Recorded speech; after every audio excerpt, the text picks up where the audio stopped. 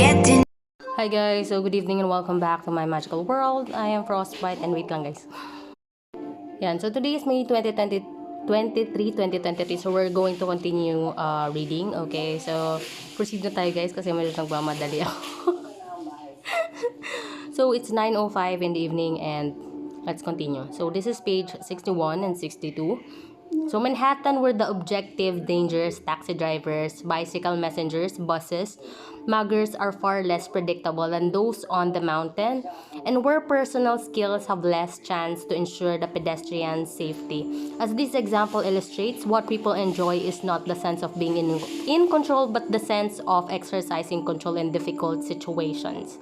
So it is not possible to experience a feeling of control unless one is willing to give up the safety of protective routines.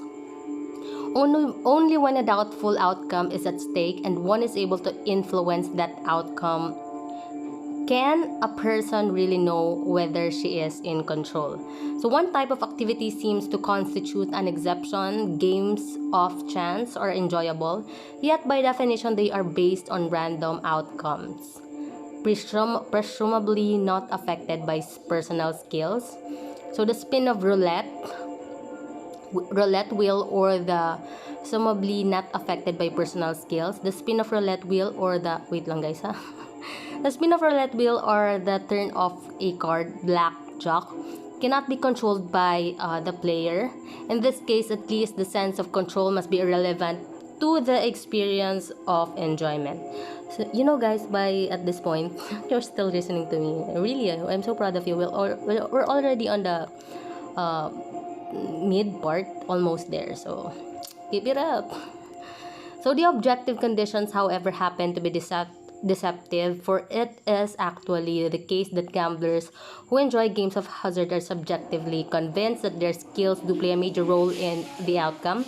In fact, they tend to stress the issue of control even more than practitioners of activities where skills obviously allow greater control. Poker players are convinced it is their ability and not chance that makes them win.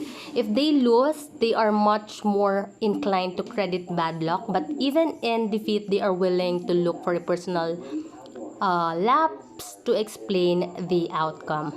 So roulette players develop elaborate systems to predict the turn of the wheel. In general, players of games of chance often believe that they have the gift of seeing into the future, at least within the restricted set of goals and rules that defines their game.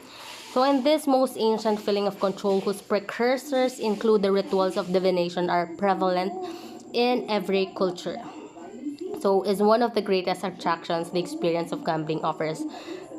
So again guys, yung chika ko guys, like I met a couple of people at the beach, but it's a different beach. It's not it's a little bit far. Anyways, continue na.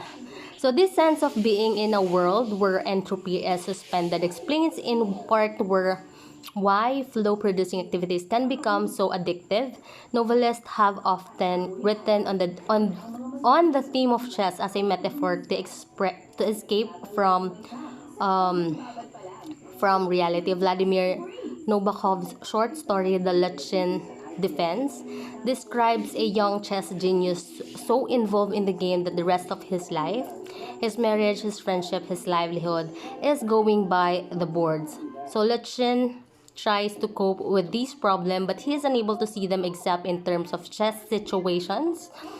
His wife in the White Queen standing on the fifth square of the third file, threatened by the Black Bishop who is Lachin's agent, and so forth, is trying to solve to solve somehow the right thing. Tama ba itong binabasa? Wait nga lang guys. 61. To solve 62, wait lang.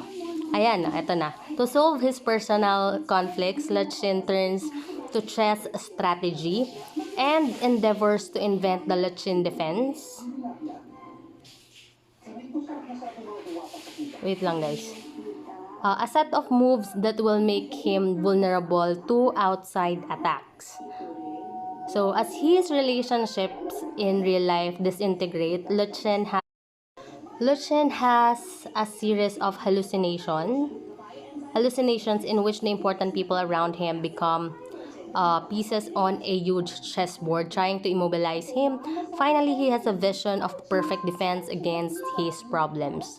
So, and jumps out of the hotel window. Haba guys, nakakaloka no? Can we cut this? So, mamaya na ulit Um, mamaya na So, hindi ko alam kung i-upload ko na ito muna. Mapagod ako. This is a very tiring day. So, thank you guys for listening and thank you for helping me make this world a better place for all of us and for the future generation. I'll cut it and then I will continue the other part on the next couple of vlog. But it's page 61 and 62. So, we're still going to finish this. I will see you again. Deep now, what is getting deep now? Follow me.